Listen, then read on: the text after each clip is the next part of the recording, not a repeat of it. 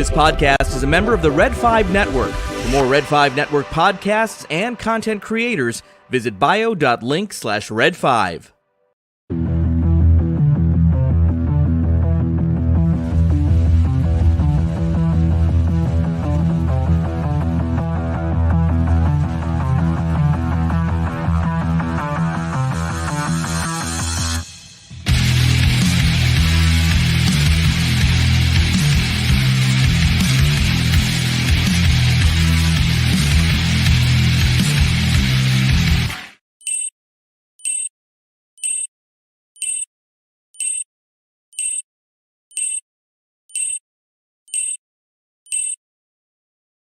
Hey, it's Wednesday morning.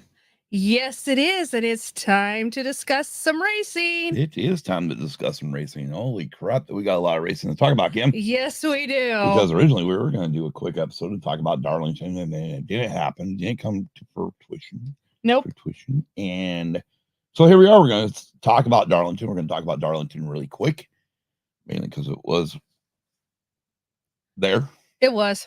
Before we continue, though, these opinions are just our opinions. They are from a fan point of view. All right. First of all, we want to say R.I.P. to Eddie Gossage. Yes. Eddie was the track promoter for Texas Motor Speedway for a lot of years. Yeah. And unfortunately, he not sure what he died of, but he did pass away just recently. So again, we just want to give our RIPs out to Eddie Gossage. And family and friends of him. Well, yeah, I mean, obviously, so family and friends are always, you always think of people's family and friends when something bad like this has happened. Yes. Anyways, so we're going to talk Darlington.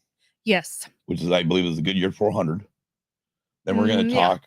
What? Yes, I believe it was was it the Goodyear 400 or was it the Cookout 400?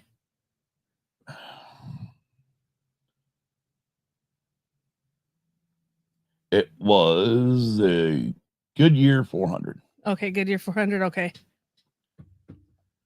So we're going to talk about that. Yes. And that's going to be really quick. Then we're going to jump into Imola. Yes, we are. Or the Emilia Romagna. Romagna Grand Prix in Italy. Again, sorry to all the. Sorry to anybody that speaks Italian. We do not pronounce names correctly. Nah, we're not good at it. No. We'll admit it. We admit it personally, and always try to admit at the beginning of the show. We do not pronounce things correctly. No, we don't. We try to get most of it, but yes, we do. And then from there, we're going to talk about a little bit of qualifying for the Indianapolis 500. Yes. And then we're going to talk NASCAR All-Star race at North Wilkesboro, which was just there. Yeah, so was Darlington. Yeah. Anyways, let's go ahead and get on this. Let's go ahead and talk about the Goodyear 400. Are we going to do housekeeping first or after? No, you can remember. You didn't do your deal, so you have to remember. You're supposed to do an outline. Oh, yeah, I have it here. Okay, well, then you got the outline, then good. Yeah. Okay, so, the outline should say to do it right at the end of the show. So as long as you're following the outline, we're good. I don't know if I put it at the end of the show, though. All right, well, it's there, so you know it has to be done. Well, right? Yes, let me pull it up. All right, well, while you're pulling it out or pulling it up, whatever you want to do. Let's talk about Goodyear 400. Time of race was 3 hours, 12 minutes, 30 seconds. Average speed was 124.75 miles an hour. Margin of victory 1.214 seconds. Failed to qualify, no one. Caution flags, 6 for 38 laps. We had one at the end of stage 1. That was lap 77. At that point, you had your stage 1 top 10 as car 5, which is Kyle Larson, 54, the Gibbs kid. Yes. 6, Brad Keselowski, 45, Reddick, 19, Martin Truex Jr., 38. Who the hell is 38? Is that McDowell? No, he's 34. Yeah, McDowell. No, he's 34. No. Todd Gilliland. Okay. And cars 1, 2, 3, 4, 5. P7, he had car 17, which is Busher. Mm-hmm. He had a heartbreak the week before. Yes. Car 12, Blaney, next. 9th place was car 24, William Byron, and finished in the top 10 in stage 1, car 23, Bubba Wallace. Yeah. And I guess I'll have to remember what I put on the outline because I can't find it right now. Okay. So. Well, then we had a caution period. So that was the first caution period again. That was for laps 92 through 98. Yes. Second caution period was 122 to 128. So 122 the caution came out for the number 42 spinning off turn 4. Yep. We went back to green and literally 130 we were back under caution. Yeah, we were. And that is for an incident in turn 2, including car number 12, 17, and 19. That caution lasted for 4 laps. We're at lap 134. Yep. Then we made it to 164. And basically ruined my driver's day. When we had an incident with cars number 71 on the front stretch. And that lasted until 169. Yes. Stage 2 concluded at lap 187. Which it ended at lap 193, went back to green. And the next incident wasn't until lap 255 when the number 5 car had an incident in turn 3, which brought all the cars down pit road. But before the 5 car had its issue, we actually had different tire strategy going on. Yes, we did. We had guys on fresh tires. We had guys on used tires. Yes, we did. And one of the guys on fresh tires at that point was Martin Truex Jr., who was cutting his way through the friggin' field. Yeah, he was. He was on his way to probably a race win. He was. But the caution came out. Yes, it did. So everybody went down pit road, picked up some tires. Mm-hmm. Which then gave him a disadvantage. Right. With about, I was see, what was the final lap of this? You may remember. I don't. 293. Yeah. So we went back to green at lap 260 with about 20 to go. Reddick and car 45 and Busher, or no, Brad Keselowski are racing each other pretty hard. Yes. Actually, no, they're racing each other hard right there. Yeah. At that green flag. Yeah. Where at one point they actually get each other moved up into the wall. Yes, they do. Off of 4, mm-hmm. which Chris Busher pulls down to the inside on the apron of the track. Yes. Down the front straightaway and zips around both of them. Yes. To take the lead. Well, it's like, well, shit. Well, Busher's going to win this race now. Yes. And, well, eventually Brad got back to 3rd and Reddick set sight on Busher. Yes. And boy, he set sight on him. Yes, he did. I don't remember. It was probably about, what do you say, about 10 laps ago, maybe 20 laps ago. Maybe, yeah. 10 or 20. Yeah. Somewhere's in there. Reddick caught Busher. Yes. Racing each other hard, just like he did in 6. Yes. And he finally, Reddick went for a dive in turn 3. Yeah. Tried to do a slide job in front of Reddick into turn 4. It didn't work. No, it didn't. He slammed Busher hit the wall just before that, but they ended up tangling. Yes, they did. Cutting each other's tires down. Yes, they did. did. We hadn't had tire failure in a long time. Yes. And Brad Keselowski went screaming by on the outside. And ended up winning the race. Ended up winning the race to get his first win in 110 races. That was 120. Anyways, 100 plus races. He hadn't won like since 2021. Yeah. So it's been a while since Brad K has won. Yeah. Great win for Brad. Yes. At the end of it, he thanked his team, even thanked TJ Majors, his spotter, for getting through that stuff. And TJ said, "I will meet you down in victory lane." Yes. But yeah, that was pretty much Darlington. It was only good there at the end. Yeah. Otherwise, I mean, it's just a Darlington race. Yeah. Those of you that have been fans of the sport for a long time, you know how Darlington is. Yeah. It stretches out. Yeah, it does. NASCAR's tried to do whatever they could with, stage breaks and all that crap to manufacture something different. All they did is manufacture a bunch of freaking cautions there. at one point. So that's all they did, and then made the race longer. Well, it felt longer, but I mean, it's only 3 hours and 12 minutes. Well, yeah, but so I mean, it's not really that much longer. No, but I mean, we're not in the 4-hour bracket. No, but it still doesn't need to have stage breaks. Well, I agree. We should do point paying positions as they cross the line. Yeah. And keep the track green. Yeah, exactly. Obviously, why we had a lot of guys on used tires was they were saving their tires. They were. So we had savings going on. Yeah, we did. Matter of fact, they were saving so bad that even the Clinton, Kevin Harvick, and Mike Joy up in the booth and Fox Sports, the Fox booth, made mention of it. That wow, you can just tell. And I think I even mentioned it to you that you could see the speed difference. Yeah, you could. You could tell they were going hella slow, and so when Truex was coming with tires, it was like, oh hell, yeah, he's going to push these, because not only were they saving tires, but they were saving for fuel. Yeah, they were. So I mean, they're going to be short all around because they all pitted hell early. Yeah, they did. They shouldn't have pitted when they did.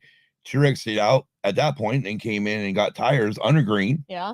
And man, he got himself back up in the top 5, and he was coming. He was. I thought for sure he was going to get it. Anyways, I did too. So that's the Darlington race. Yes. Great win for Brad K and the 16. Yes. All right. Well, also what happened now we're into this weekend. Obviously, we had Imola. Yes, Imola. We did. Imola. We had FP1, FP2, FP3, normal. Yeah. And quali. Yeah, and this was a track that we were not able to race at last year due to flooding in that region. That's true. So we actually were able to go back to it, and practice was okay. Quali, it was quali. It was qualifying. I mean, but the only thing I really want to bring up about qualifying was on Q1, which is qualifying 1, first session of qualifying, where we knocked out the bottom 5 cars. We start off with all 20 cars on track, and then we knock them out 5 at a time. Was that Oscar Piastri, drives from McLaren, second McLaren car, his teammates Lando Norris, he ended up impeding. He did. Kevin Magnussen, yes. car 20 of Haas. Yep. The American team. We will not. That's a whole different ball of. Nope. That's why I think of Haas. Yeah. That's a whole. I need them. I really need to mark these things. Yes, you do. That's a whole other show. They got a little card somewhere. We got cards around here somewhere where I can mark them. Yeah. I usually have another screen up where I can see what each button is. Yeah. Yeah. So because of that, he ended up with a three grid place drop. Yep. For the start of the race. So, Max ended up pulling off pole, which is ironic since Max had trouble with the car all weekend. He hated the car all weekend. Yeah, he hated it all weekend. So, and believe me, I mean, when he got out of that car after winning pole, he fist pumped it like it was like he's won a fucking pole. Yeah, we're like like it was his very first pole, very first win. Yeah, I mean, it's crazy. Yeah, because he hated that car all weekend. The upgrades that they brought to this race for Red Bull didn't work. I honestly just don't think it worked for that track. I don't think it worked for this track. And obviously, whatever they previously had on the car didn't work for Miami. No, they didn't. Again, that's the one thing that's nice about F1 is usually you're not good at all tracks. No, which is good. It's just like NASCAR. NASCAR, you shouldn't be good at all tracks. That's true. You shouldn't. There's, you get back in the day, we used to have our road course arenas come in to run the road courses. Yes, I remember that. Back in the day, they built short track cars for Bristol, Martinsville, even Richmond and New Hampshire. And then we had intermediate cars, which were 1.5 mile cars. Yeah. And then you had your super speedway cars. Yeah, I remember that. And that was from Daytona to Talladega. Yeah, I remember those. And so, and again, even drivers, there's some tracks where a driver just can't get a hold of it. Well, and and I'm not saying Max can be Max, not last year, but the year before, he won the race and got pole. Yeah. But, I think Sergio still did better at this rate. I think Sergio was better at this track even that year. He was. And this was just a very off weekend for Sergio. Yeah, it was an off weekend for Max too. I mean, yeah, it was just an off weekend for a total Red Bull. Oscar ends up qualifying P2. Yep. But with the grid drop, he ends up starting P5. So let's go ahead and get into the race, Kim. As far as this race goes, it was nose to tail. It was nose to tail. DRS train, DRS had no effect.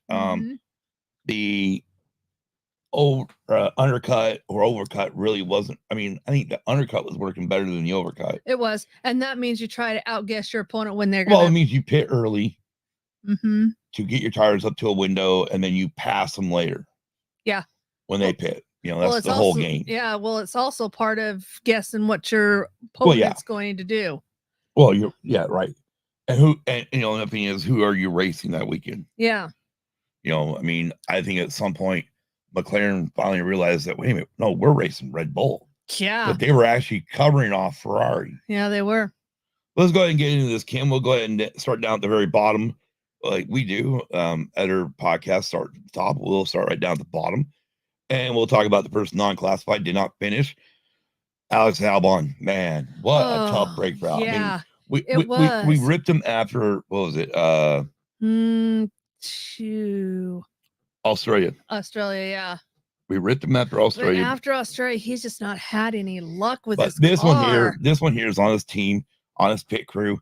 They put tires on for some reason, didn't put a washer on, or didn't do something right. Anyways, he had to come back in, ruined that set of hards. His only set of hards. Yeah. Had to put it back on. I think it was a set of mediums. And eventually they just said, yeah, hey, Alex is Brandon, we're going to retire the car. Yeah. Now, again, they have to have a legit reason to retire the car. Which, when they messed up on the tires, they probably messed up. Yeah, they probably messed up the wheel. I think it was on the left front. Yeah, so they must. Something had to be messed up on the wheel. Anyway, so yeah, Alex Albon not classified, so it did not finish. You don't. There's a thing where it actually says on here NC, which means not classified. In other words, he wasn't classified for the finish because he wasn't around for the finish. Yeah, because they messed Sometimes up his car. Like they'll give a guy like 20th place even if he wrecked out 2 laps ago. Yeah, his pit crew pulled it in 2 laps ago. Yeah, his pit crew just messed up his car. Yeah, literally messed up his car. Another car is actually let's talk about his teammate Logan Sargent, the American driver. He finished P17. Again, Williams cars, the car is just not that great. No. Logan, would he been beat by Albon? Would he be beat by Albon? Oh, hell yeah. Yeah, he would have. I mean, Albon would have been probably around, I would say, between 12th to 15th. Yeah. Logan really, and he's pretty much got an ultimatum. He has an ultimatum from James Vowles. He needs to get his shit together. Yeah. As always. Please get your shit together. I had together. wrong hand, that's why I couldn't hit it. Oh, I figured that. But he needs to get closer to Alex. Yeah. In qualifying and also running in the race if he wants to hold his job. My personal opinion is by the time we hit summer break here around the 1st of August, Logan Sargent will be out of the car. He will, because that kid, the one the Mercedes is after, he will actually be 18 by then, by the time summer break is over. So they'll want to put him in the car. Yeah. Get him ready for either a run to Mercedes or a stepping stone before the new regs come in 2026. Yeah. Well, the thing is, now obviously Mercedes still got to find. I'm sorry to cut you off, but Mercedes has got to find a driver. Yeah. Lewis is leaving at the end of this season. Yeah. And they haven't even announced who's replacing him. That they're even looking for a driver. I can't imagine them. It's crickets. I can't imagine them putting this kid in the car in a Williams car with a few races. Like half the season, pretty much a little less than half the season left, pretty much the end of August through December. I can't imagine them putting him in and then next year saying, okay, yep, you are now George Russell's teammate. Yeah. Unless he comes out and lights it up. Yeah. Does like what George did. Yeah. You know, remember when George went to Williams? He lit it up. He did. He did. I mean, he was all of a sudden beating his veteran. Yeah. The veteran people. Like, I remember who was there at the time. Oh, I can't. Was it Massa? Felipe? I think it was Felipe. And Yeah. or even Lance was there at the time, Lance Stroll. Yeah. And George was knocking his fucking doors off. Yeah. Oh, yeah. Oh, yeah. Yeah. So George proved that he deserved that Mercedes seat. Yes, he did. But George didn't get, but I think he stayed in Williams for 2 years, didn't he? Yeah, he did. Before they moved him up. Yeah. And then Matter of fact, the only one that's really moved F2 guys up into F1 in like a sister car or another team's car and moved it straight to the big team has been Red Bull. Yeah. Ever since Danny Rick left, they brought Pierre Gasly up into Toro Rosso, then throw him into main Red Bull. Didn't work. Threw him back down. And then because at that point they had Alex Albon down there in Toro Rosso, which is now what? Which is now Visa Cash App. Visa Cash App RB. Yeah. But and then they brought Alex up. Yeah, he didn't work out. Oh. Moved him back down, and then they hired Sergio eventually. Yeah, they did. So yeah, I don't see Mercedes doing. I don't see Toto doing that. I don't either. I think he's not only looking at the junior class, as they call it, but I think he's also looking at the other drivers as well. Right. Well, another driver that had an issue trying to get around his car, who finished 19th and he started 20th in the pit lane, that is Fernando Alonso. Yes. Oh, he had Man, many Fernando issues. could not get anything with that car this week. No, he has so many issues with it. And his teammate actually finished P9. Yeah. Nice job for Lance Stroll. We've been getting on Lance Stroll saying he needs to start. Well, we say it every time we watch a race, he needs to start proving that Daddy didn't just. Well, I mean, Daddy did buy the team so he could run. Yeah. But I mean, I'm sorry, at some point, even the sponsors of Aston Martin or even Aston Martin themselves, you know, somebody's going to be like, hey. Yeah. He either starts proving himself or else you fire him. Right. Anyways, you got anything else to add on about Aston Martin, Fernando, or Lance? Nope. Finishing P18 for Kick Sauber, and that is Valtteri Bottas. Yep. Again, Kick Sauber, they have not done shit this year. No, I mean, usually Valtteri's, can pull out higher finish positions, but yeah, they really haven't done much this season. It's like when they revamped the car for this year, they screwed something up. And by the way, the reason why we're not going like lap by lap, whatnot with this race, because it was just she said, it was a freight train. Yeah, it was. That's all it was. Matter of fact, it didn't heat up. It didn't get exciting until about what? 10 to go? 10 to go, yeah. That's when it got exciting. And we'll cover that. We'll get there. His teammate, Joe Guan Yu, finished 15th. Wow. Good run for Joe. Yeah.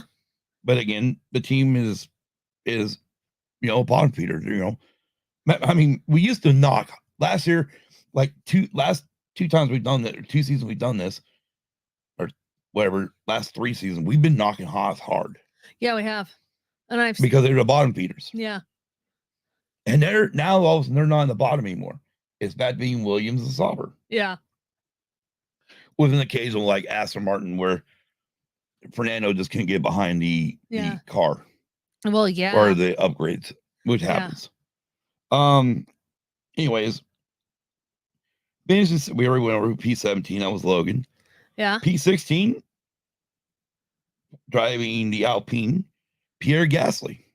Yeah, wow, Alpine missed the mark too. His teammate Esteban Ocon finished P14. Yeah, but Alpine's missed the mark this year. Oh yeah, they missed them. Well, definitely in this race. Yeah, because I think they had a great weekend at Miami. They did. They had a really good and we were weekend. like, okay, Alpine's back. Yeah, but they missed. They used to be Renault. Yeah, it used to be Renault. But yeah, no, they were nowhere in this race. No, they missed the mark. And it's been that way through the whole season.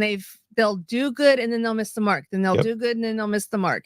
It's like these cars that for every team that they manufactured for the 2024 season, they're just not working for these drivers. no matter how many upgrades that the company, that the R&D, which is the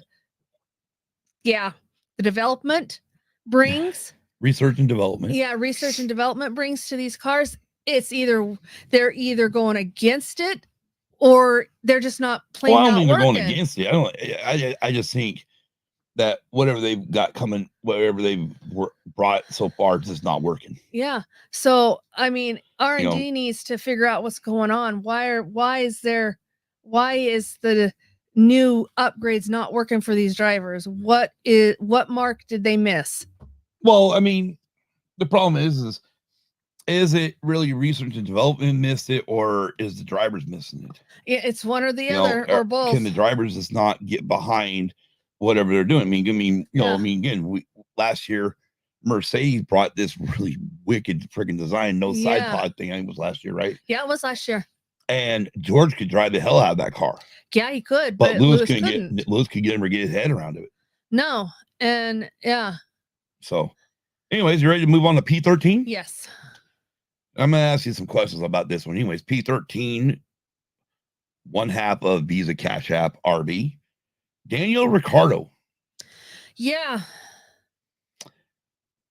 Daniel got brought in because he jumped in a Red Bull last season and ran about the same friggin' time Max ran.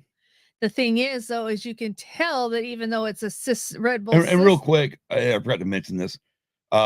Finishing P10, his teammate Yuki Tsunoda. Good job for Yuki. Oh yeah, definitely. I mean, that's his second 10th place finish for the season. Yeah. First one happened in China, right? China, yeah. And they obviously it was a big deal because he was the first Chinese, right? Isn't he Chinese? No, I thought he was Japanese. I thought it was Joe Japanese. Guan Yu. That's right. He finished Japan in 10th.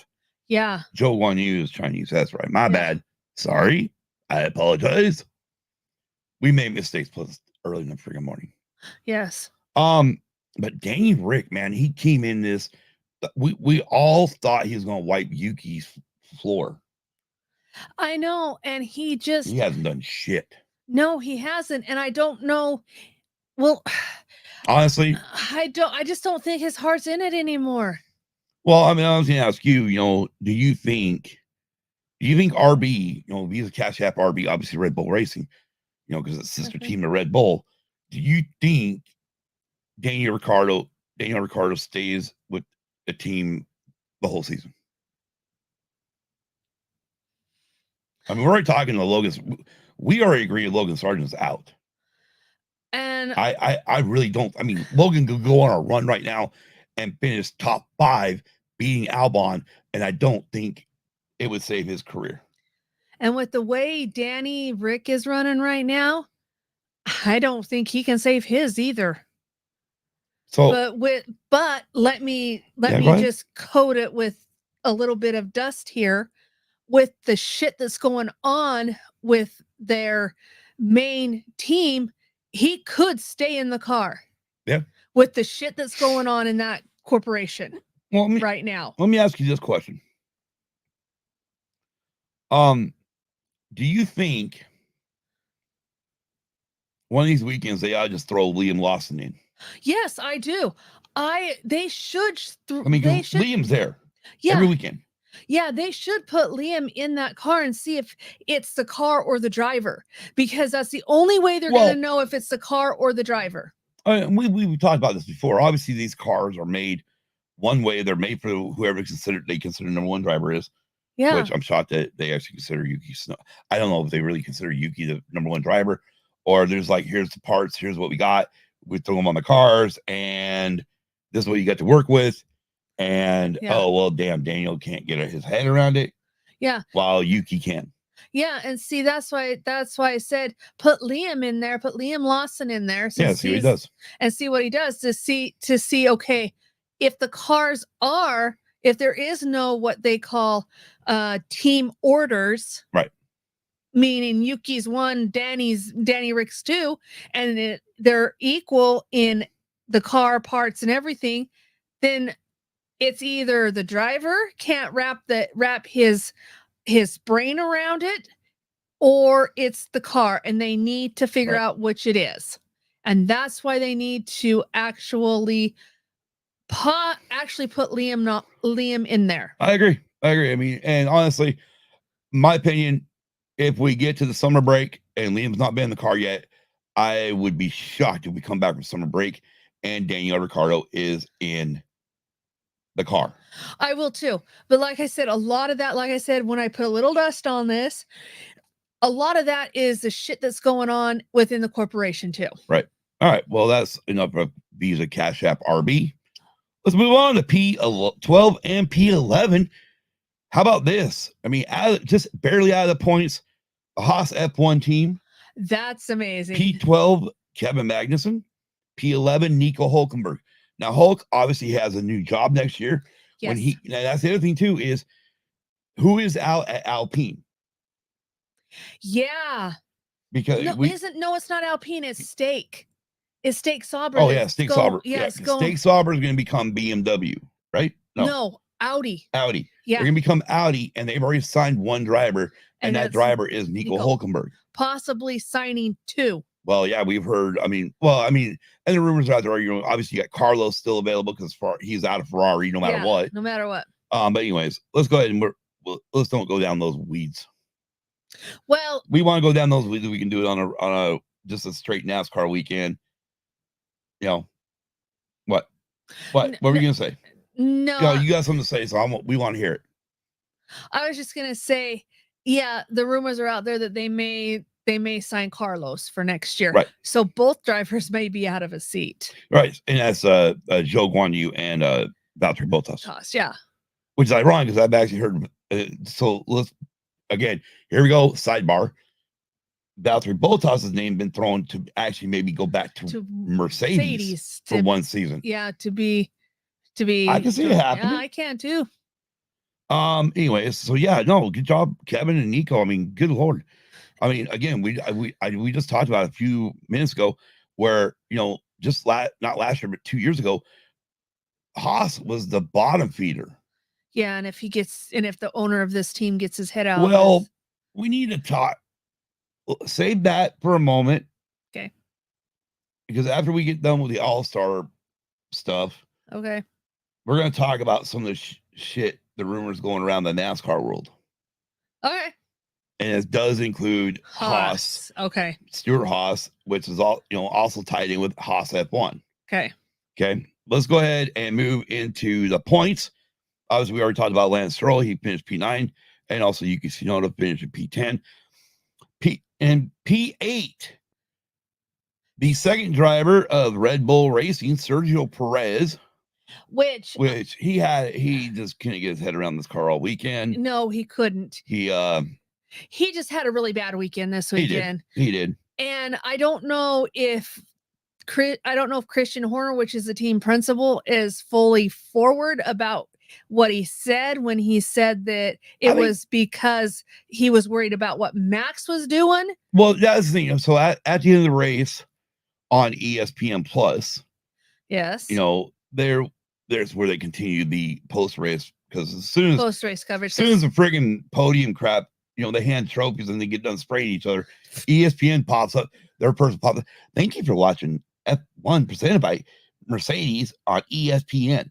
Yeah, we'll see you next week for Monaco or wherever the next race. Like, what? Yeah, it's just. And if you want to get all the post races, you got to go to the ESPN app and go on ESPN Plus. Yeah, it's just like Fox. They cut it. But here's what sucks, right? Is they'll cut that sucker 20 minutes early, right? And you're waiting for 20 minutes on the app, which now you're missing 20 minutes worth of interviews. Yeah, you are. Yeah, you are. From Sky. It's like, come on. Yeah. If you're gonna do it, fucking turn that up. Honestly, the minute we get to checkered flag, all the cars across the checkered flag, ESPN should automatically light up the checkered flag segment of on the app. Yeah, they should, because they're gonna cut it anyway. Right. Anyway, so that's our rant about ESPN. Let's go ahead and get to.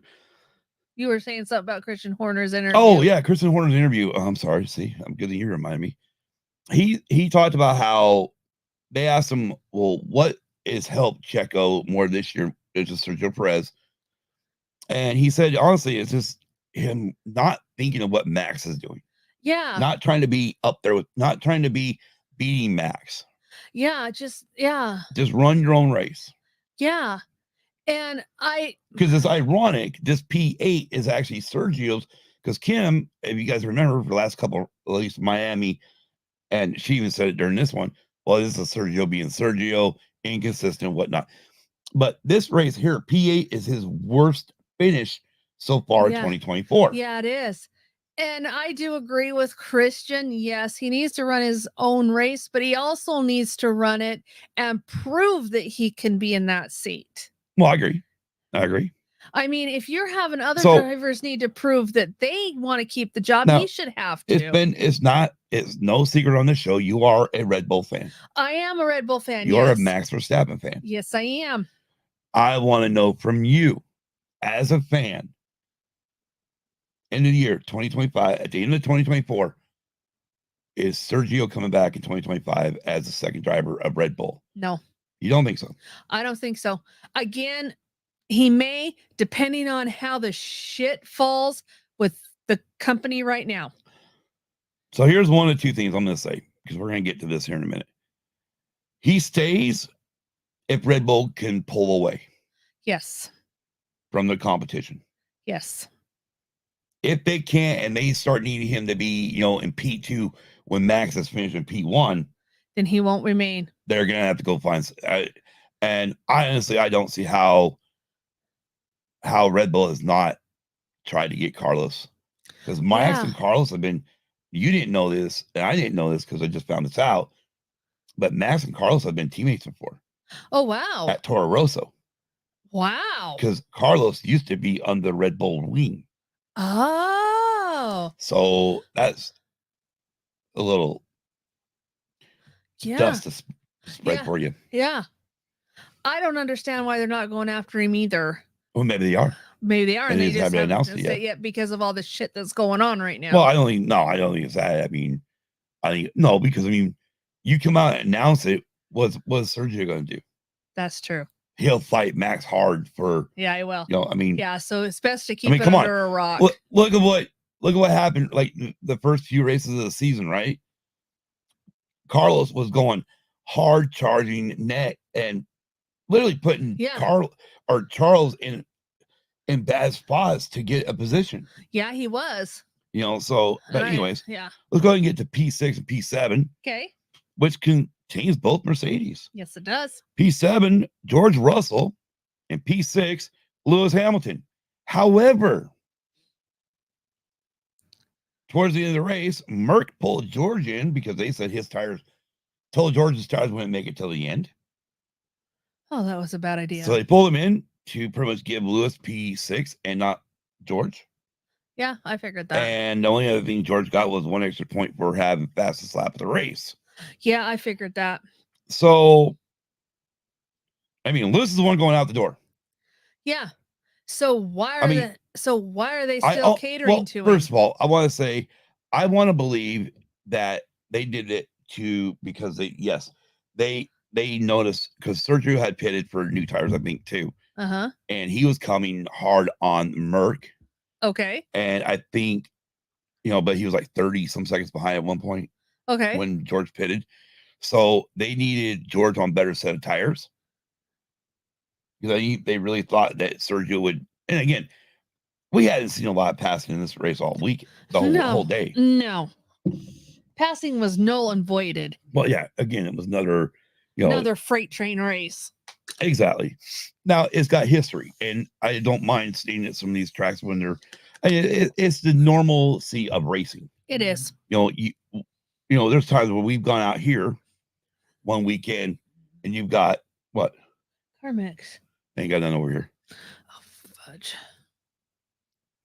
But we got, back when we used to go out here all the time for the dirt track.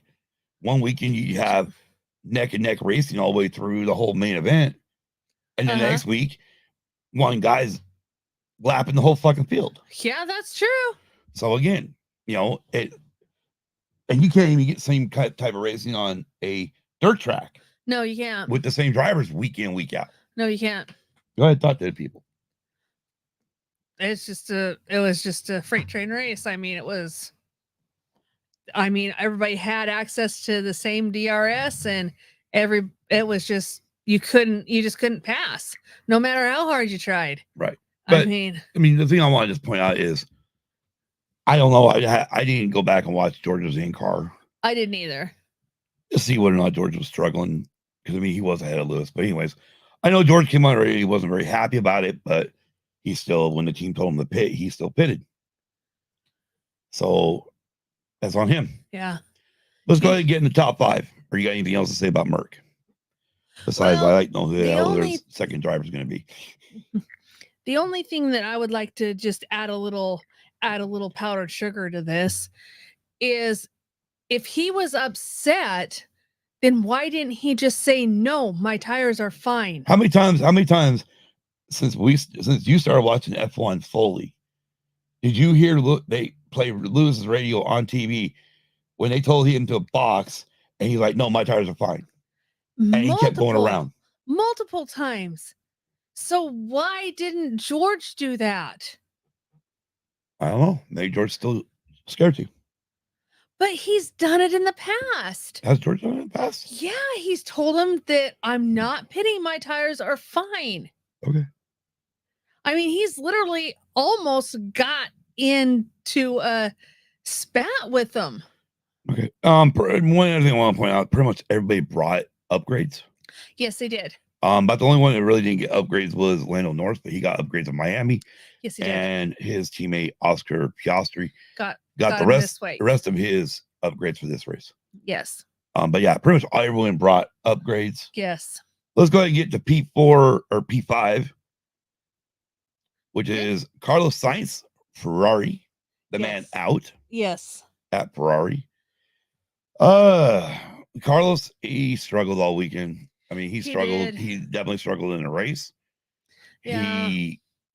At one point, it was him and Charles with Piastri right on his heels. Yeah. And the point of how hard it was to pass is Piastri spent probably 80 laps behind.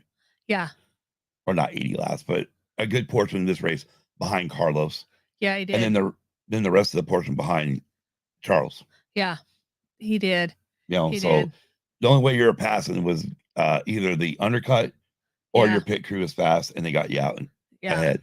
Yeah, they did. But I understand the nostalgia history, because it's been in F1 forever, but it's just plain a non-passing track. Yeah, again, I'm not going to blame the track. It's great to go to these venues. Part of the problem is we need to make slipstream worthwhile. Yeah, we do. And get rid of DRS. Well, yeah, because one of the DRS section here is not long enough. No. To do anything. No, and we've watched older F1 races. They didn't have the privilege of DRS. They just had the privilege of slipstream. They got slipstream and out braking people. Yeah, and it worked perfectly for them. Yep. And those were ground pet cars too. Yeah, they were. All right. Let's go and get to P4. I'm sorry. Carlos's teammate, Charles Leclerc, finished P3 on the podium. Yes. Charles really had nothing for Lando. Nope. Even when we thought he had something for Lando, all of a sudden Lando decided to go after Max. Yeah. And we'll get to that. And he left Charles in the dust. Yes, he did. Again, Ferrari did bring upgrades, and the beginning of the weekend, FP1, 2, and 3, it really looked like it was going to be a Ferrari weekend. Yeah, it did. For the home crowd. Yeah, it did. But it didn't come out that way. No, it didn't. Anyway, so P4, Oscar Piastri for McLaren. Yes, so he actually went up one spot. Yeah, he started P5 because of his penalty. But then again, as far as like the impeding goes, even Kevin Magnussen told the stewards that you couldn't see with the mirrors, but it's still on the teams. The teams have all this data in front of them, and they need to let these drivers know when somebody's coming. And that was the thing that the stewards mentioned, is everyone else, all the other teams have let their drivers know. Yeah. Except for McLaren. Yeah, and it's like, okay, why was McLaren sleeping on the pit wall? I don't know. That's that's what irritates me the most is they have engineers to tell him this is what's going on with the car, this is what's happening, but Right. yet when it comes to other cars on the track, it's like the engineers are sleeping. So then the driver can't see the other car coming up, and the driver ends up paying the consequences because this engineer is sleeping on the pit wall. So again, we just mentioned Charles Leclerc finishing P3. Lando's teammate, Lando Norris, finished P2. Yes. And with about 10 laps ago, he was making, or about 10 to 15 laps ago, He made a run at Max. Yep, he did. And he got close. Yes. Let's see, what was the final? The gap to Max at the end of the race at the checkered flag was 0.725 seconds. Yes. So 7/10 or something. 7/10 of a second, yeah. So yeah, Lando was coming. Yeah, he was. Because I mean, he was like 5 seconds behind when he finally got past Charles. Yes, and they even said in some of the post-race stuff that I saw, they even said that if there was a few more laps, Lando probably could have passed him. I know they said that, but I hate to tell them. It probably wouldn't have have happened because how long did Oscar and even Lando, how long were they behind those Ferraris? Forever. Right. So, but yeah. He would have had to go. Lando would have had to gone for a lunge. Yeah, he would have. And it would have been a 50-50 lunge to whether or not they made the corner. You know, he didn't run into Max and take him out. Yeah. Or what, you know what I mean? Yeah, I know what you mean. Okay.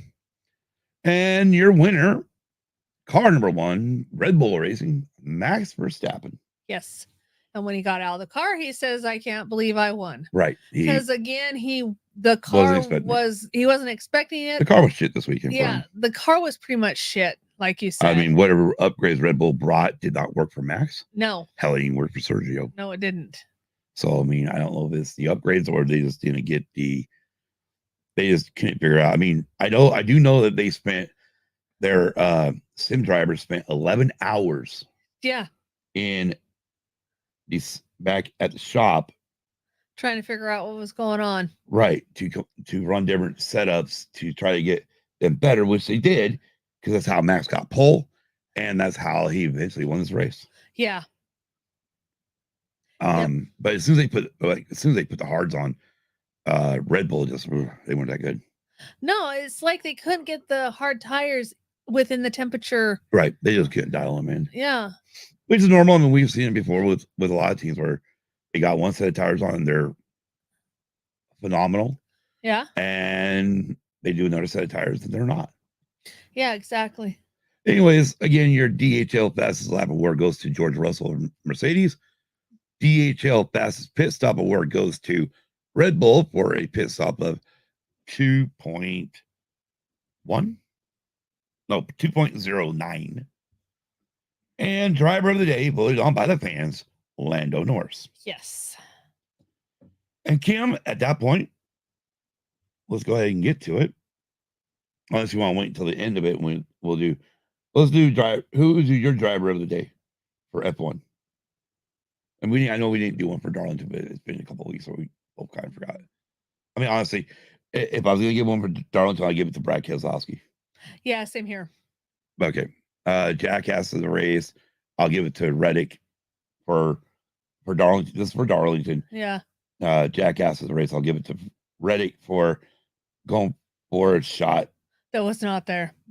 And not backing out of it when he should have. Yeah. Anyways, do you have a driver of the day for the Formula One race? Again, the fans voted on voted Lando Norris driver of the day. Yeah. You know what? This is hard because okay, well, it's hard for you. I'm gonna say this is what I'm gonna say. I'm gonna give it to Lando's teammate Oscar Piastri. Yeah. Because of the fact that he was so close to Carlos lap after lap after lap after lap. And the fact that he never lost the nose or none of that, I mean, that is a hell of a drive. Normally, we're going to give it to whoever probably made the most passes during the race. Yeah. But I mean, at this point here, I'm going to give it to the guy who could run. And again, it's nothing against him or McLaren. It just was a track that you couldn't pass on. No. And even after Carlos lost DRS, Oscar still couldn't get around him. No, because the DRS wasn't that strong, anyways. No. But who's your driver? You got one? Well, I agree with you on Oscar. Yeah, because he was right on. He was right on Carlos's tail fin. Yeah. As far as jackass of the Formula One race, I'm not going to go for the race. I really don't have one. I mean, I could give it to the pit crew of Williams, but honestly, I'm going to go for the weekend, and I'm going to give it to McLaren for not letting Oscar know that Kevin Magnussen was on a fast lap while Piastri was on a slow lap. That's who I was going to or cool down lap. Yeah, that's who I was going to give it to. Okay. Anything else from Imola that you want to talk about? Nope.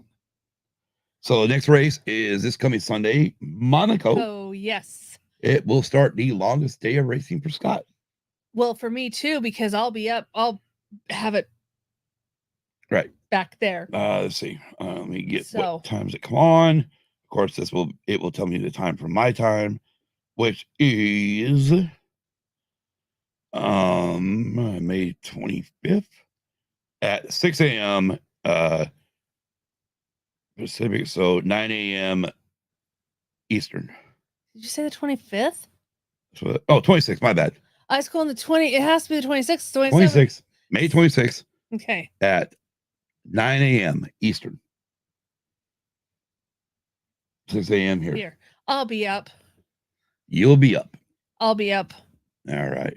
Anyways, I got to be up because I got to be in at 7 on Sunday. Just to get an idea, just so everybody knows, the weekend starts in 2 hours, 2 days, 1 hour, and 35 minutes. Yes. With FP1 on May 24th at 7:30 a.m. starting at 7:30 a.m. Eastern. Yes. It's Monaco. Yes. Home of most of the F1 drivers. Mm-hmm. And also about 12,000 people who are over a million. Yep. And the only actually are millionaires, I mean. Yeah, and the only actual one that is Monaco resident they're all residents, but the only driver that is actually was born, a Monegascan. Well, a Monegascan is actually Charles Leclerc. Right, Charles Leclerc going home. Yeah. Race has not been kind to him. No, it hasn't. Hopefully he'll get a better thought or a better run. All right, so in between all this, yes, on Sunday we had Indy 500 qualifying. Yes. Now I got to pull this up on my phone, but the reason why we're bringing up Indy 500 qualifying, one, because Indy 500 is part of our race weekend next weekend. Only race from Indy we actually watch. Yes. Only one I've actually really watched. I mean, we've tried to watch them. Yeah. Yeah. Yeah. Sorry, I got to find my app. Oh yeah. Well, I have an app for that. Yes. Go figure. All right. Well, right now we're 4 days, 5 minutes, 5 hours, 3 minutes, and 45 seconds away from the race. Yes. And there's a unique thing about this. Well, we're going to go to last day of qualifying, which is your top 12, and then your top 6 for the fast 6, and that's what we're going to talk about is fast 6. Starting P6 for the Indianapolis 500, Santino Ferrucci. Yes. Santino Ferrucci. Yes, Santino Ferrucci. Not bad. Starting P5, the highest qualifier ever by a NASCAR driver. Yes. Kyle Larson. Starting P4, his teammate, Alexander Rossi. Yes. Starting P3, by the way, P3 is all Penske cars. Yes. P3, Joseph Newgarden. Starting P2 will be Will Power. And starting P1, Scott McLaughlin. Good job from Kyle, though. I mean, yeah, very much a good job. He got done at like 5:15 Eastern with interviews, and by 7:14 or 7:19 Eastern, he was landing via helicopter at just outside the track at Darlington. Yes, and a little bit of powdered sugar on the All-Star weekend. They were actually tried to have it Saturday because they're supposed to have the truck race and then they're supposed to have, I think, the heat races. Yeah, they're supposed to have. Oh, yeah, that's right. Heat races did get canceled. Yes, they were supposed to have because yeah. I didn't have a picture of it either. My bad. But yeah, truck was supposed to run and then they're going to run the heat races, but because of the rain, they canceled it. And by the time turn 1, pit wall 1, the water was right at the top of the pit wall. Yeah, well, tires were floating. Yeah, they had to push the trucks back. As a matter of fact, it was so bad that because of the fact that no Stewart-Haas car was in the actual All-Star race, the driver, a few guys came down to get the cars out of the hauler because that's what NASCAR requires. That actually, Cliff Daniels, crew chief of the number 5, Kyle Larson's team, Hendrick Motorsports, actually went over there and they started taping up and sealing up Stewart-Haas cars. Yeah, they did. Yeah, he did. I mean, again, Cliff Daniels, my man, this is for you. Yeah. Yeah. I mean, and because of that, everything was safe for Stewart-Haas. Yep. But also, you could tell that the water, you could tell the track was flooded because there was someone that literally took a swim. Oh God, right.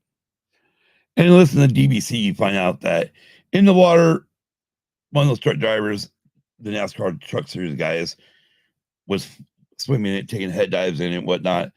And then you find out from DBC that, yeah, there was like a porta potty right behind it, and people saw floating toilet paper. Oh. So what the hell else do you think was floating in that water? Yeah, exactly. No, thank you. All right, let's get to the All-Star race itself. We're not even going to talk about the Open. No. Let's talk about who moved on from the Open. Winner of the Open was car 54 Gibbs kid. Ty Gibbs, grandson of Joe Gibbs. And P2 was car 23, Bub Wallace. And the fan vote went to Noah Gragson. Okay, now just to kind of preface this and kind of put a little cherry on it. She's wanting to put cherry on these, I can see. We're not going to discuss it, but the Open sets the last 3 spots of the All-Star race. Well, no, it sets 2. 2, but the third one you can get in by finishing first or second. Yes, and then the fan vote is out of like 20 fucking cars. Yeah, the fan vote is the one that will, because there's 2 places available. Right.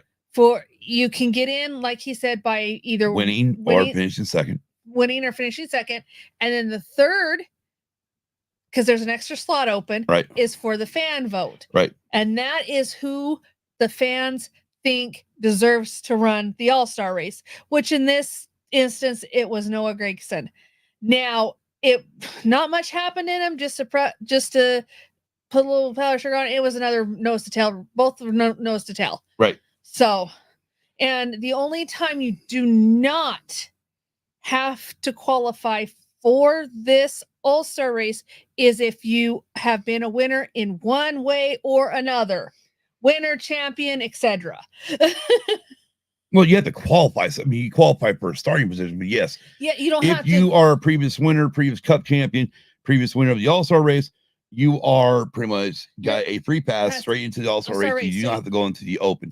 That's what I'm saying. You weren't saying the Open. You're just saying free pass. Well, wait a minute, what? Yeah. Anyways. Okay, so you can bypass the Open if you right. So let's get on to this. Drop from that category. Okay, now to the All-Star race, which was another nose to tail. All right, and North Wilkesboro Speedway, North Wilkesboro, North Carolina. It's a 0.625 mile of paved track. Race length was 200 laps, 125 miles.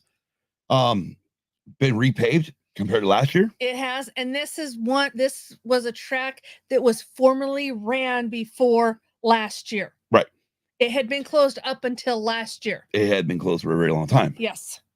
It's a nostalgic track. It is. It is one of those tracks where, honestly, I'm with Dale Earnhardt Jr. The sucker needs a point race. I don't care. Well, I don't care how bad the racing is there. It's an old school track, and I want it back on the schedule. Okay, so not as a damn all-star race. Yeah. So my question is this: what if they think the racing sucks at that? It's just with the rest of the tracks. The racing sucks at the rest of the tracks too. All right, let's go ahead and get into this.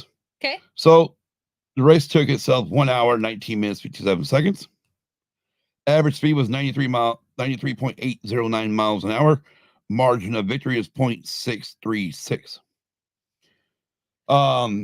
Failed to qualify. Well, they say none, but that's because they don't count all the guys from the open that didn't qualify.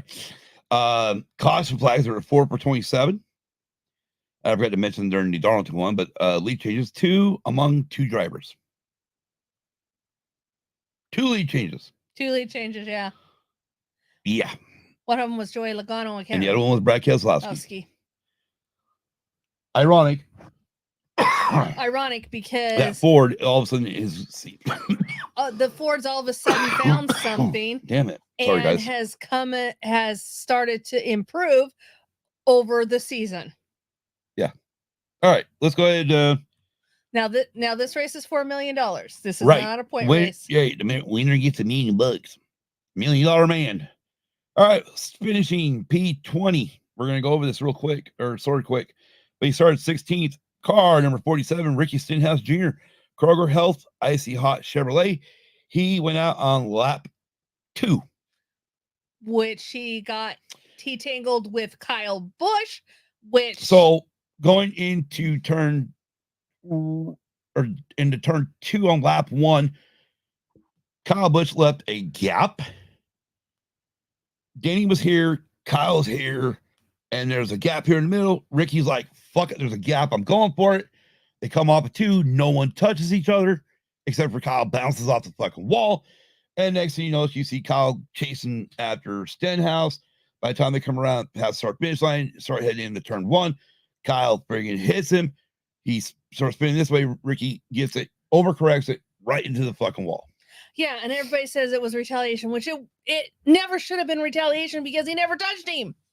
Right. Ricky Stenhouse then went and parked his car in the number 8 pit stall, got up on the pit box, and let the pit crew, or let his crew chief know that he will be here the rest of the race, waiting for the race to be over with, because unfortunately there is no tunnel, there is no bridge over the track. So if you want out of this mother, NASCAR has to open a gate, and they're not going to do it while the track is got a race. So he had to sit in the infield and stew this whole 200 laps. And we'll 198 laps. Yeah, and we'll let you know. Oh, we're gonna get there. They're gonna let you know here shortly what happened after the race. Right, real quick. So obviously that was lap 3. The caution comes out. It lasts until lap 10. This is as caution number 1 of 4. At lap 102 to 108, you had a competition break. So yes, we did have a stage, but we didn't give out stage points. We just gave it was just a competition break. Yeah, that was because they had 2 different compounds of tires. Right. They had a primary compound, they had an alternate compound. In other words, they had one red stripe, which if we were in F1, it'd be a soft, and they had a yellow stripe, which in F1 it'd be medium. But they call them primary and alternate. Right. They're following IndyCar where they got primary and option tire. Option tire, yeah. Option tires are red. Yeah. And the rules were they had to run the option tire. Right. The rules were also, if you came in and wanted a 2 tire stop, you had to put on, if you had like yellows on the outside, you had to put yellows back on. Yes, you did. You could not put reds here and have yellows out there. No. So if you wanted to change to red, you had to do all 4 tires. Yes. Anyway, his next caution after that, caution number 3 came out lap 119 to lap 123 for car 54 and car number 8 incident, turn 1. And Kyle said that was his fault on that one. Kyle did blame him, say it was his fault for taking out wrecking Gibbs at that point. And the final caution is for the next competition break at lap 150. They actually happened at 152 to 154 or 158. Yep. Alrighty. Anyways, let's get back over this. Finishing 19th, car 24, William Byron, the RaptorTough.com Chevrolet. He ran 186 laps. He was multiple laps down for braking. He hit the wall at one point and broke the rear toe link. Yep, right rear toe link. Finishing 18th in car 16, AJ Almadaner in the Leaf Filter Campers and RV Chevrolet. He was 2 laps down and he just pretty much got passed by the leaders and he finished 198. Now everyone else finished on the lead lap. It's a lap 200. Everybody finished. P17, he started third, but Pete ended up finishing 17th. Car 20, Christopher Bell in the Yahoo Toyota. Almost did my father. Yeah, I know. Almost did my dad where he like Toyota. I know. What the fuck? Finished at P16. Who started second? Brad Keselowski in car number 6, the next to Zillet Ford. Finishing 15th, he started P4, car number 99, Daniel Suarez in the Freeway Insurance Chevrolet. Finishing 14th, started 6th in car 45, Tyler Reddick, the Beast Unleashed Toyota. Finished 13th, started 18th, so he gained 5 positions. Car 54, Ty Gibbs in the Monster Energy Toyota. Finishing 12th, started 8th. Car number 19, Martin Truex Jr. in the Bass Pro Shops Toyota. Finishing 11th, started 20th. Picked up 9 positions in this. Car number 10, Noah Gregson, Overstock.com Ford. Yes. Your top 10, finishing 10th, started 14th, picked up 4 positions. Car number 8, Kyle Busch in the Lenovo Chevrolet. In P9, started 9th, so this guy didn't move at all race. Car 34, Michael McDowell with the Charlotte Knights Ford. That's why he had the jersey on. Got it. P8, started 15th. Good finish here for this man. The reigning, what do you call him? Reigning Cup champ. No. Oh. Most popular driver, car number 9, Chase Elliott in the Napa Auto Parts Chevrolet. Fan favorite driver. Finishing 7th, but started 7th. Car number 1, Ross Chastain in the Busch Light Flannel Chevrolet. That was an interesting paint job. Let's see. The man that had the most. Yep. Yeah. The man had the most moved up the highest. Finishing 6th place. Started P19. 13 positions. Car 23, Bubba Wallace and All True Toyota. Good job, Bubba. Yes. Your top 5 starts with this. Finishing 5th, starting P17. Another good guy that came from the back to the front. Car number 12, your reigning NASCAR Cup champion, Ryan Blaney in the Menards Wrangler Ford. Yes. Finishing 4th, started 12th, via flying by airplane and helicopter from Indianapolis Motor Speedway to North Wilkesboro. Car number 5, Kyle Larson, the HendricksCars.com Chevrolet. Yeah, he drove. He drove to get up there. Yeah, he did. Because actually, when they started, I think he had to actually start dead last. He did start dead last. Even though they don't have it this way. Yeah, he did start dead last. So he came from the back to where he finished. Right. But finishing your top 3, finishing 3rd, started 5th. Car number 17, Chris Buescher in the Fastenal Ford. Finishing 2nd, started P11. Car number 11, Denny Hamlin in the Mavis Tire Toyota. And finishing 1st, started 1st, car number 22, the man who had 800 hours of practice at this track, Joey Logano in the Shell Pennzoil Ford. The $1 million winner. Right, but he had over 800 hours of practice. Yeah. Him and Ty Gibbs were the ones that did the tire test for Goodyear. Yes, they did. For this race. They did. Now, mind you, they both started P1 and P2. Joey finishes P1. Yes. Real quick, and let's go over this real quick. Joey Logano led laps 1 through 103. Brad had lap 104. That was during the pit cycle. And Logano regained the lead at 105 to 200. Yes. Again, a lot of the passing happened because of getting on different tire strategy. I think Bubba, at one point, they went to the primary, they stayed on the primary tire. And then at the end, they had a run on the reds. Yes, they did. So when they had that lap 50, when it was lap 50 caution, I think that's when Bubba then put on. No, they waited until lap 30. They came in and pitted on a green. Yes, they did. And they put the reds on, and they moved up to P6. Yeah. Yeah. Which I know the drivers commented that the track actually did come in for them. Right. So they did actually try to pass, but with the cookie cutter cars, there's just no passing. Well, yeah, I'm not going to even blame this on the cars. So I'm not going to blame it on the track either. I think the tire didn't work out the way they thought it was going to. Yeah, that one, because the track widened out.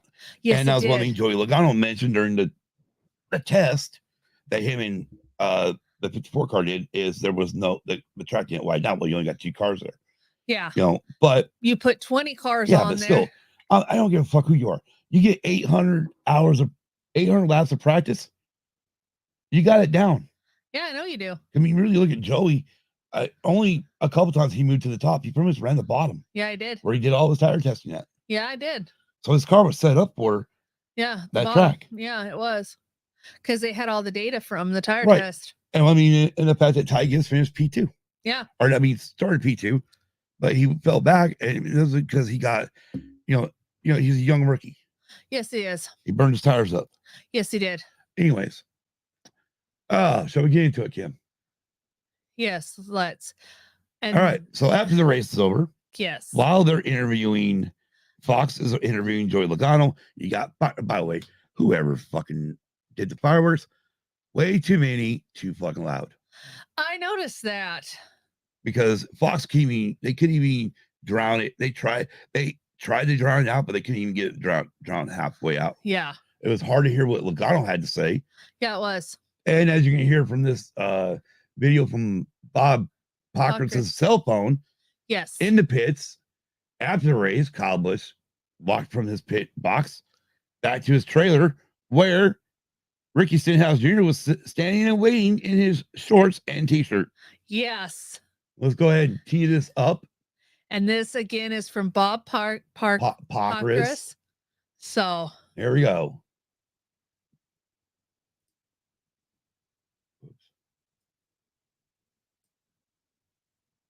And by the way, Bob Pockris is of Fox Sports.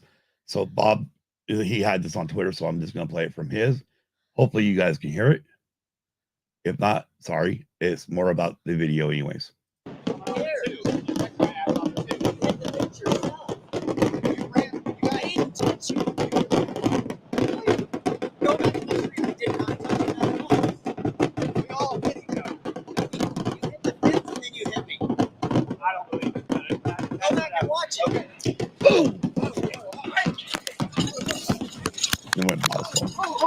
Yeah. Anyways. Yeah. Yeah. We had a punch thrown. Yeah, we did. It was a good right hook. I mean, damn, Ricky. I mean, dude. Hey, first of all, he stated to his interview after he was out that Richard Churchill was going to have to hold his watch. Yeah. So at that point there, he laid down the gauntlet. He did. I thought, there's no way he ain't going to do nothing. Because these drivers today don't do shit. They say they're going to, but they don't. But damn it, Ricky. Yeah, exactly. Exactly. I give it to you, man. Yeah. And then it just progressed from there to where everybody that was there just got in on the action. Oh, gosh. I mean, I would have used the clip from Jordan Bianchi, but he ended up cutting his. Yeah. To where all you see is Kyle walking away. He don't even have the whole thing anymore. But I do want to do one little other thing. I've got something. Let me see. I know I took a screenshot. Screenshot of this. But yeah, that was one hell of a fight. So I'm gonna give Jeff Gluck credit. Because Jeff Gluck, he pretty much from videos of Jordan Bianchi, Bob Pockris, Davey Center, and Toby Christie, here's the best transcript that Jeff Gluck could come up with. If anybody sees a video of the missing in part, let me know. Anyways, this is how it goes. You ready? Yes. Ricky, what was that? Kyle. What was that? And you heard how loud the fireworks were. I mean, you heard that. If not, it was really loud. I mean, I could even like just hear from here. I heard more of the fucking fireworks than I did of them talking. Anyways, Ricky, where? Kyle, coming off of 2. You wrecked my ass off of 2. Ricky, you hit the fence yourself. I didn't touch you. Kyle, really? Ricky, go back and watch the replay. I did not touch you, not once. Kyle, we all hit each other. Ricky, you hit the fence, then you hit me. Kyle, I don't believe it. But if that's what happened, Ricky, go back and watch swings at Kyle, scuffle occurs. Then while Ricky's on the ground, watching his dad go after Kyle, and Kyle actually got a shot on his dad. Yes, he did. Ricky's actually heard saying, Dad, can you get my dad? After the scuffle was broken up, Ricky Stenhouse Sr., I ain't on him. And I had my glasses on, and then Kyle and Ricky yell at each other more. Pretty much Kyle's telling Ricky that, hey, we suck just as much as you do. La da da da da. Now, one of the things that wasn't captured on there was, and actually I had the pit crews wrong when I watched the video from Ricky Parkin that Bob had up on Twitter also, or on Twix. The pit crew for the 8 car were actually wearing that outfit. Oh, okay. So that gas man, I guess, is a former linebacker. Oh, gee whiz. Anyways, he actually threw, I believe it was a guy. So you don't see it in Bob's, and I wish Jordan would have kept his up there. Because at one point you see the crew chief of the 47 get Kyle around the fucking neck. Yeah. And now this is after I believe Kyle took a punch, swung at Ricky Stenhouse Sr. Yes. But again, and NASCAR has not done anything yet. As of this recording, NASCAR has not done anything yet. I wouldn't be surprised if we don't have something later on today. Yeah. If they follow precedent of before, yes, Joey Logano's father was banned from NASCAR when he got involved in one of Joey's fights. Yeah. So I'm assuming, or it should happen the same way. Ricky Stenhouse Sr. should not be allowed at another. He should be banned for X amount of races. Yes. But where's I going now? Oh, anyway, so they're pulling people off of Kyle, and this tall motherfucker. I mean, again, when I looked at this dude, I'm like, God damn, dude looks like a linebacker. Yeah. And all of a sudden he's chucking people off off the hauler of the 8 and says, get the fuck off my truck. Yeah. I'm like, damn. Yeah. Yeah, it was wild. It was a wild scuffle. Been a while since we had one. Yes, it has. Especially like that. Yeah. But it brought back some old days. I mean, again, it's short track racing. Yep. Tempers flare. Ricky was pissed. He got taken out lap 2. Yeah. And when you have that much time to stew on it, well, yes, you're stuck in the fucking infield for 198 laps. Yeah. You have enough time to do a game plan. And at the same time, you're probably, and the thing is, all you can do is go your hauler. Yeah, you get the media center and you got the hauler.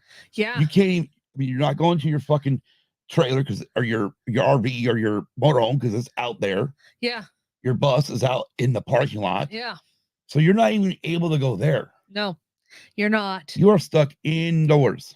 You are inside that track. Yeah, inside your hauler. So you got the stew and fume. And I'm sure people are coming up to Ricky going, oh, man, that's fucked up with that motherfucker. Can't believe he took you out like that. Yeah. Again, it's the All-Star race. It's for $1 million. It is, and you'll do anything to win $1 million. Pretty much. So even price of 800 fucking laps. Yeah. Other than that was the excitement of the race. I mean, seriously. Yeah, that was. I mean, besides maybe, because even even Denny wasn't really making inroads on. I mean, Kyle Larson made a little fun when after they got tires, him and Bubba and all them got tires, but eventually he wore the tires out. Yeah, he did. And couldn't do nothing. So yeah, I mean, it wasn't that great of a race. no, it was. And again, I'm not going to sit here and say, "Oh, you need to quit going the Wilkes." No. I want Wilkesboro still on it. Yes, please. I know I said this earlier, and I said it wrong. I mean, you said it was a car, and yes, it is a fucking car.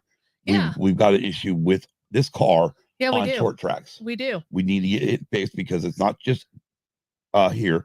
It is also Martinsville. It is also Richmond. It is also Bristol. And fucking, even though New Hampshire's a mile long, I guarantee it's going to be that track too. So we've got a problem with this car in short tracks. And it's not the fucking tires, NASCAR. It's not the fucking tires. That might be part of it, but I was gonna say, because I mean, Joey and them guys ran over 100 laps on that set of reds. Yeah.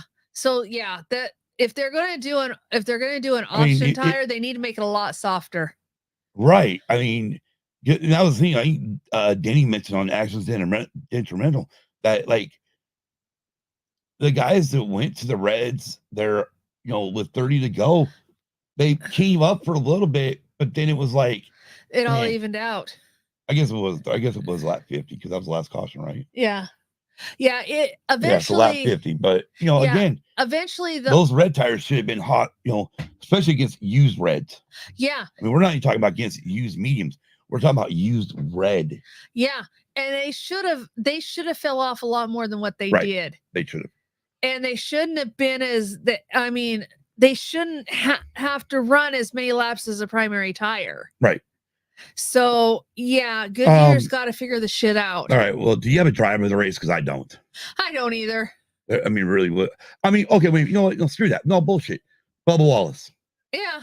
I mean, Bubba Wallace and Booty Barker for the pit crew calls, calls that Booty did to get Bubba up there. And Bubba did make some passes. Yes. And so did Kyle, though. Kyle Larson did too. Yeah, Kyle did too. So we'll get to both of them. Yes. Jackass of the race. Can I say Fox and everybody that thought that Ricky hit Kyle when he did not? Well, yeah, but that was the first look at it.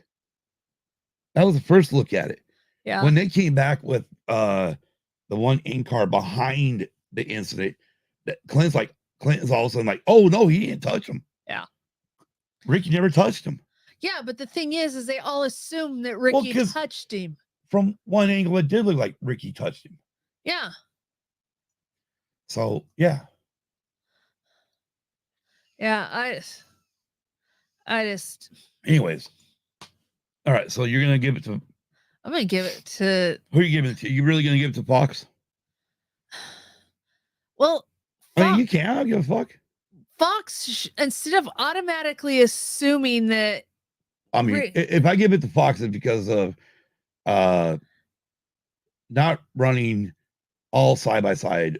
Yeah. At this point in 2024, every commercial break should be side by side. Yeah, that's where it was. No more fucking full commercial breaks, especially on the green flag. Yeah. You want to have a full commercial full page run, do it under caution. Yeah, exactly. No, that was going to be the final thought. Anyways. Yeah, that was going to be the final thought of the other reason why I'm giving it to Fox. Okay. Yeah, I mean, because I'm not even going to give it to Ricky or Kyle. No, I'm not either. I mean, really, fucking moving the race. I'm going to give it to Ricky Stenhouse Jr. just because he sat there and I've watched multiple interviews after this, right?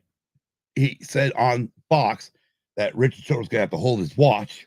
Yeah. And then he was in a media center doing some of these other media guys are on YouTube. Yeah. They're here on YouTube.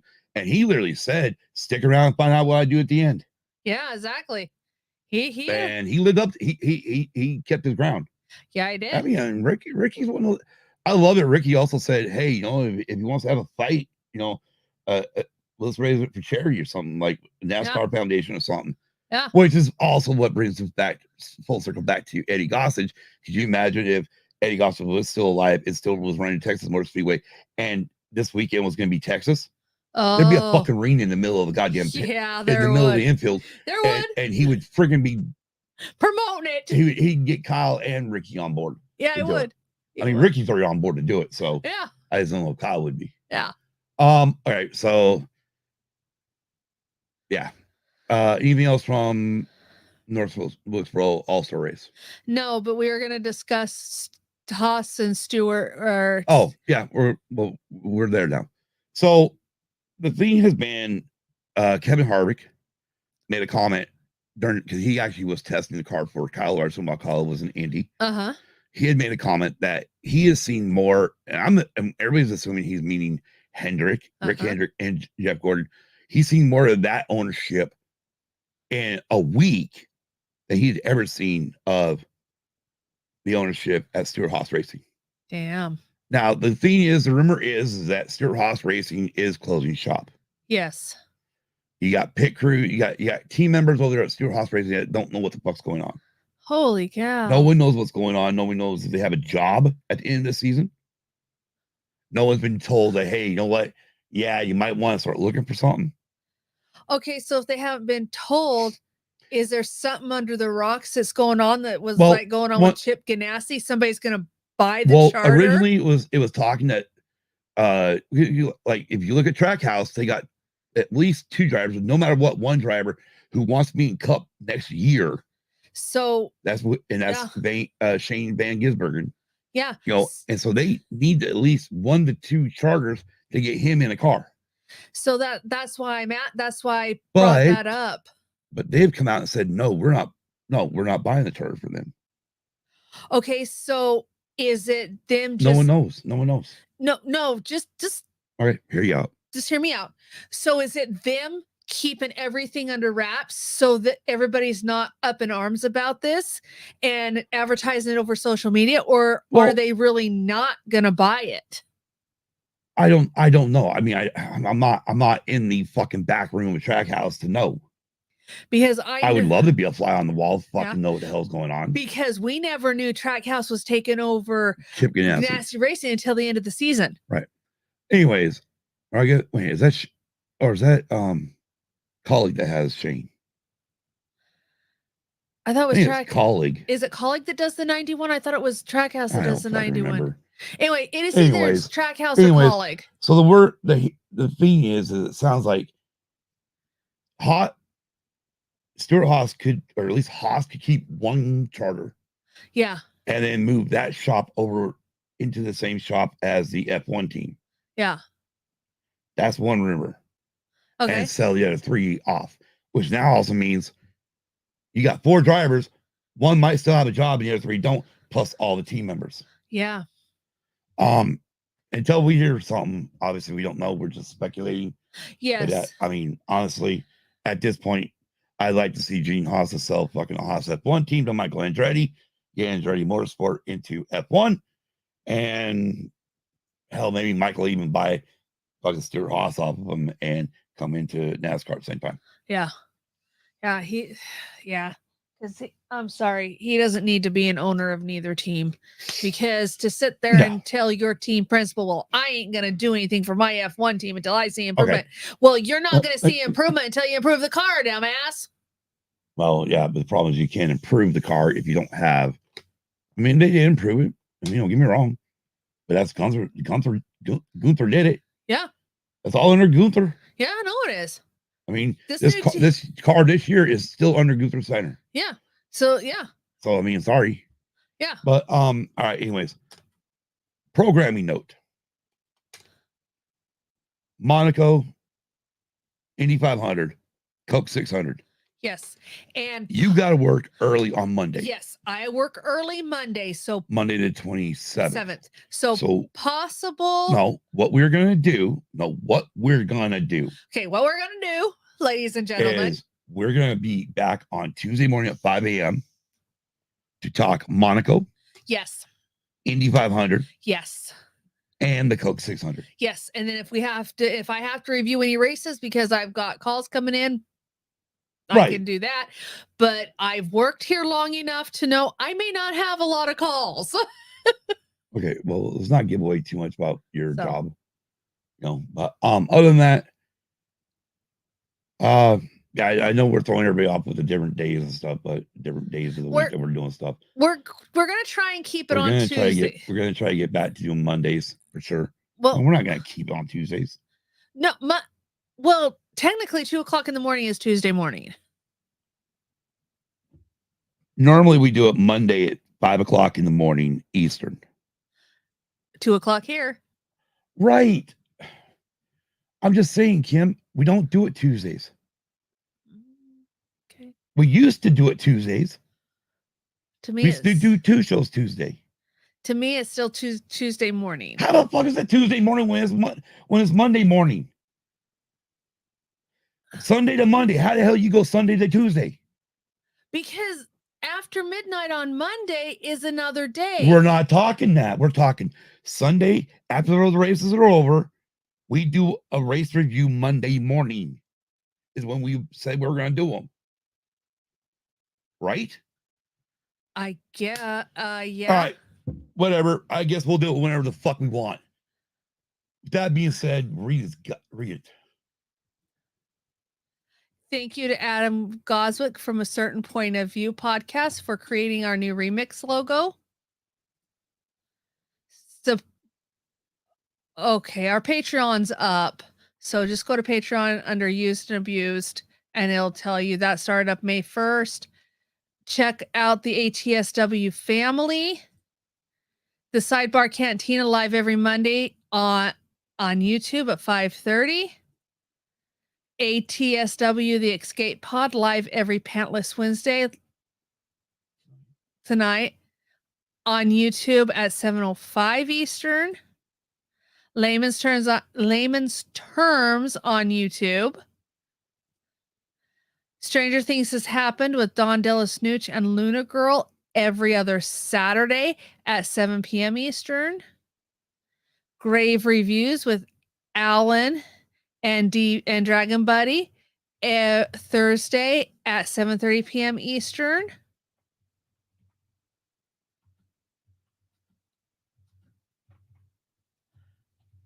Oh, I see. Okay. Sweet Studios and Explicit Noise on YouTube. Orange and Fetch Show on Apple Podcasts, which is iTunes, and they're on Spotify. I don't know what their newest subject is that they're covering.